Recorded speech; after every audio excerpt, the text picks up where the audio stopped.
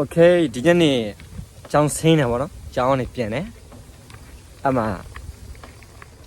အတွေ့တစ်ခုဝင်လာတယ်ဗောနော်အဲ့ဒါဘာလဲဆိုတော့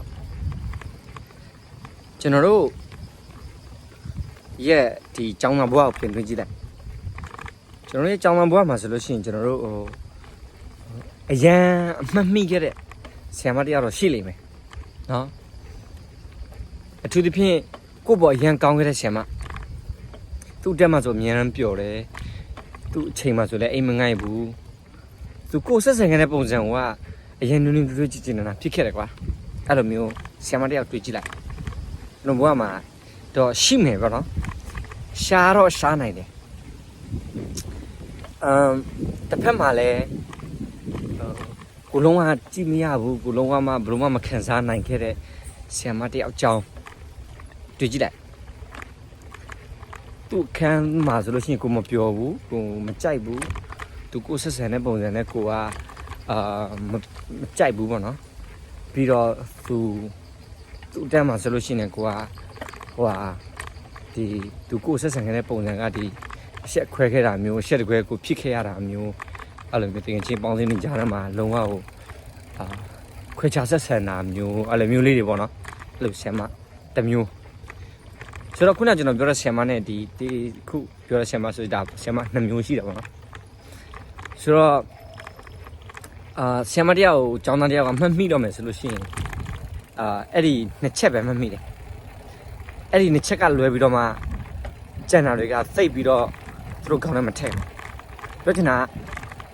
မှတ်မိပုံ2မျိုးပဲရှိတယ်ပထမတစ်မျိုးကကြတော့သူတို့အပေါ်သူတို့ပေါ်ကောင်းခဲ့လို့ပေါ့နော်သူတို့ကမတ်မိတာနောက်တစ်မျိုးကျတော့သူတို့အပေါ်မှာမကောင်းခဲ့လို့သူတို့ကမှတ်မိတာ2မျိုးပဲရှိတယ်ကျွန်တော်တို့ကကျွန်တော်ကြိုက်တဲ့အဆိုတစ်ခုရှိတယ်ဘယ်သူကြီးပြောလဲတော့မမှတ်မိတော့ကျွန်တော်တို့သင်ခလိုက်တဲ့စာတွေကိုကလေးတွေကတစ်ချိန်ကြာလို့ရှိရင်မိသွားလိမ့်မယ်ဟုတ်နော်ဒါပေမဲ့ကျွန်တော်တို့ကကလေးတွေကိုကျောင်းသားတွေကိုဘယ်လိုဆက်ဆံခဲ့တယ်လဲဆိုတော့ကလေးတွေကဘယ်တော့မှမမေ့ဘူးဆိုတော့သင်ရတဲ့စာတွေကျွန်တော်တို့ကမေ့သွားမယ်သူတို့ကမေ့သွားမယ်ဒါပေမဲ့သူတို့ကကိုသူတို့ဘယ်လိုဆက်ဆံခဲ့တယ်ဆိုတော့သူတို့အမြဲတမ်းအမှတ်ရနေမှာအမြဲတမ်းရနေမှာကောင်းဆက်ဆံခဲ့တယ်ဆိုရင်ကောင်းအမှတ်ရနေမှာပဲကောင်းတဲ့နည်းနဲ့ကောင်းတဲ့ပုံစံနဲ့အမှတ်ရနေမယ်မကောင်းခဲ့ဘူးသူတို့ပုံမှာမကောင်းခဲ့ဘူးတရားမျှတမှုမရှိခဲ့ဘူးရှက်ခွဲခဲ့တယ်ဆိုလို့ရှိရင်လည်းသူတို့အဲ့လိုပုံစံနဲ့ပဲအမှတ်ရနေမှာဆိုတော့သူတို့အမှတ်ရပုံတစ်ခုပဲရှိတယ်ဆိုတော့အဲ့ဒါကိုပြောချင်တာပေါ့နော်ဒီကျွန်တော်ចောင်းသားတွေကိုကောင်းမွန်နဲ့ပြောဆိုဆက်ဆံသိတယ်နှွေးထွေးကျင်တာသိတယ်လူသားဆက်ဆံနဲ့ကျွန်တော်စာပြီးစာသင်ပေးသိတယ်ဆိုတာကိုကျွန်တော်ပြောချင်တာသူတို့ကလည်းလူသားပဲကျွန်တော်လည်းလူသားပဲကျွန်တော်ပညာရေးကိုကျွန်တော်သတ်မှတ်ထားတဲ့ပညာရေးကလည်းဒီလူသားဆန်ကြီးကိုမွေးထုတ်ပေးတာပေါ့နော်ဆိုတော့လူသားဆန်ကြီးကိုမွေးထုတ်ပေးတဲ့အလုံးမှာကျွန်တော်တို့ကဒီလူသားဆက်ဆံနဲ့လည်းလောက်ကင်ဖို့လူသားဆက်ဆံနဲ့လှုပ်ဖို့လည်းလိုတယ်သူတို့ရဲ့ခံစားချက်ကိုလည်းကျွန်တော်တို့ကထက်သွင်းစဉ်းစားရတာပေါ့အဲ့လိုမျိုးနေတာရှိတယ်ကိုခံစားချက်လည်းအရေးကြီးတယ်လို့သူတို့ခံစားချက်လည်းအရေးကြီးတယ်သူတို့ဆက်ရုပ်တွေမဟုတ်ဘူးသူတို့ကလည်းလူသားတွေပဲဆိုတော့ခံစားတတ်တယ်ဆိုတော့ဒီပုံမှာကျွန်တော်ကကျင်နာမှုတွေမေတ္တာတွေဂုဏတွေကလိုအပ်တယ်ပေါ့နော်စာကြီးပဲကျွန်တော်တို့လှိတ်တင်နေပြီးတော့မှပေါ့နော်စာတော်နေမှချစ်တယ်ကြိုက်တယ်ဘောင်းဝင်နေဆိုတဲ့ပုံစံမျိုးမဟုတ်ဘူးပေါ့နော်ဆိုတော့အားလုံးကိုကျွန်တော်တို့ကချစ်ခင်ကျင်နာမှုမေတ္တာတရားတွေနဲ့ဆရာတရားတွေနဲ့ဒါကတော့လူသားဆက်ဆံဒီလူသားတွေကိုမွေးထုတ်ပေးသိနေဆိုတဲ့အကြောင်းပေါ့နော်ဆိုတော့ချုပ်လိုက်မယ်ဆိုလို့ရှိရင်တော့ကျွန်တော်တို့ကဆရာတရားအနေနဲ့ကလေးတွေကိုကောင်းမွန်မွန်နဲ့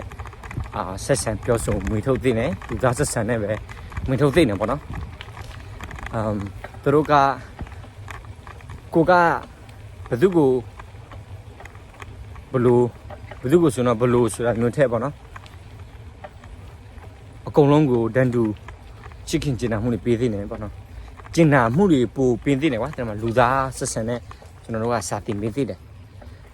ဘာဖြစ်လဲဆိုတော့ချိန်ကြလို့ရှိရင်ကိုယ်တို့မှတ်မိမှာကအဲ့ဒီ2မျိုးတွေကတစ်မျိုးပဲပထမတစ်မျိုးကတော့ကိုသူတို့ပေါ်ကောင်းခဲ့လို့သူတို့စိတ်ထဲမှာကြံခဲ့တဲ့ဆိုတဲ့ဟာရယ်နောက်တစ်မျိုးကကျတော့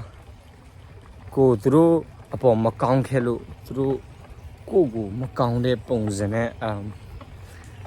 မမိမယ်ဆိုတဲ့ပုံစံမျိုးပေါ့နော်ဆိုတော့သူတို့အဲ့ဒီ2မျိုးတွေကတစ်မျိုးပဲကိုမမိမယ်ဆိုတော့ကိုကဘယ်လိုပုံစံနဲ့အမှတ်မိခံချင်တယ်လဲပေါ့နော်ဒါတော့ကိုယ့် choice ပဲဖြစ်တယ်ပေါ့နော်ဒါတော့ဒီနေ့ကျွန်တော်ကျောင်းကနေပြန်တွေးတဲ့ဝင်လာတဲ့ဟာပေါ့နော်